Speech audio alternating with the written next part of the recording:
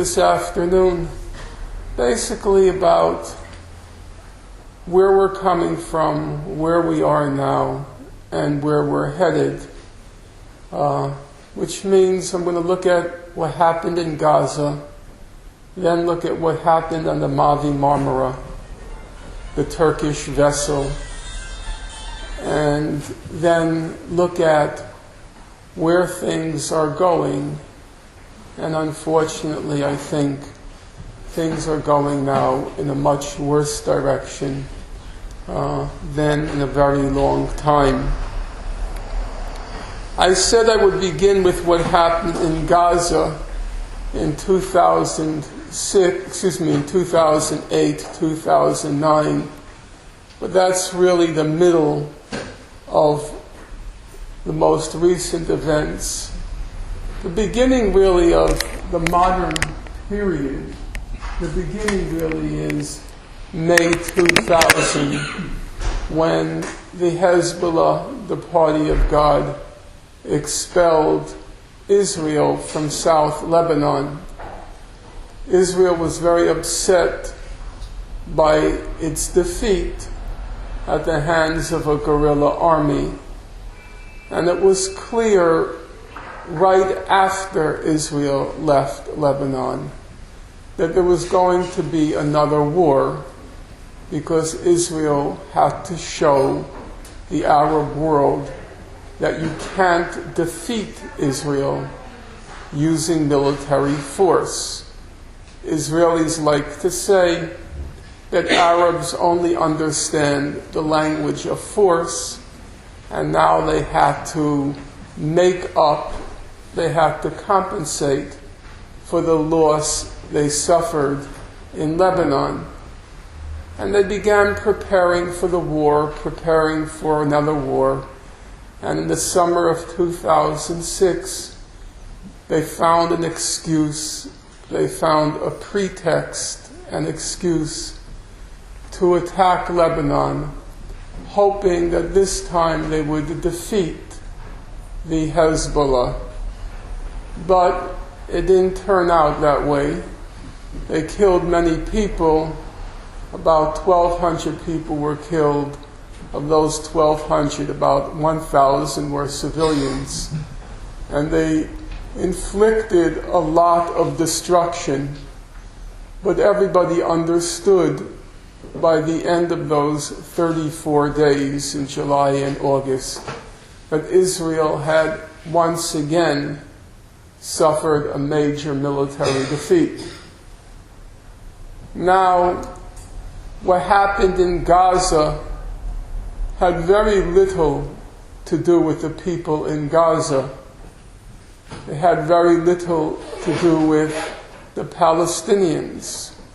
What happened in Gaza had everything to do with the defeat Israel suffered in Lebanon. Because Israel kept saying, after the defeat it suffered in Lebanon, that we have to restore our deterrent capacity. And that's a fancy term which I'll ask you to translate. Deterrent capacity. Capacidade de deter com que haja alguma coisa. And all that means, I know you have a puzzled look on your face. What does that mean? That's just a fancy term that professors invent. It just means we have to make the Arabs afraid of us again. We have to restore the Arab world's fear of Israel. And so Israel invaded Gaza with the intention of causing enough destruction that the Arab world would know that if you start trouble with us, we will do to you what we did in Gaza.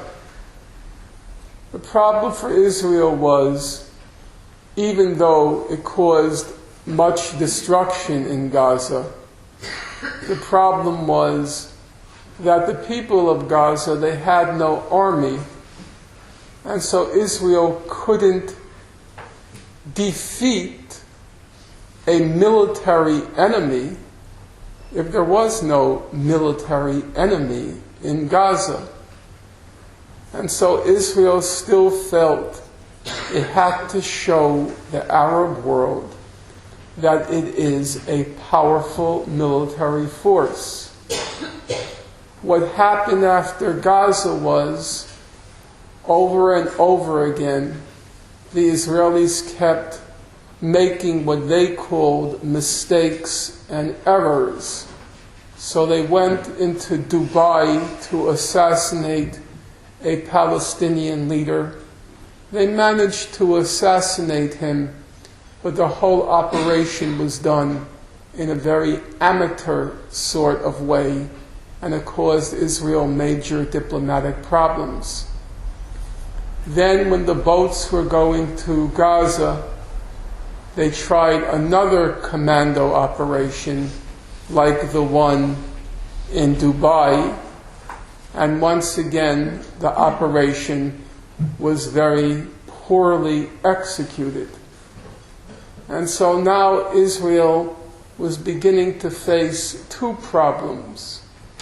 Problem number one, their army was looking more and more incompetent.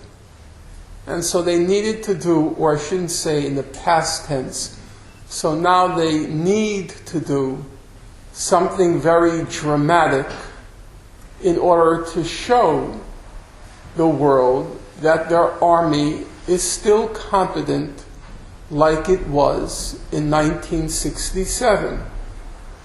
And then there's a second problem, and the second problem is that Israel sees many states now and movements in the Arab world and the Muslim world, which in its mind is threatening them. So Israelis like to say that just like in 1967, just like in May 1967, they say the noose is tightening around us again. Translate noose.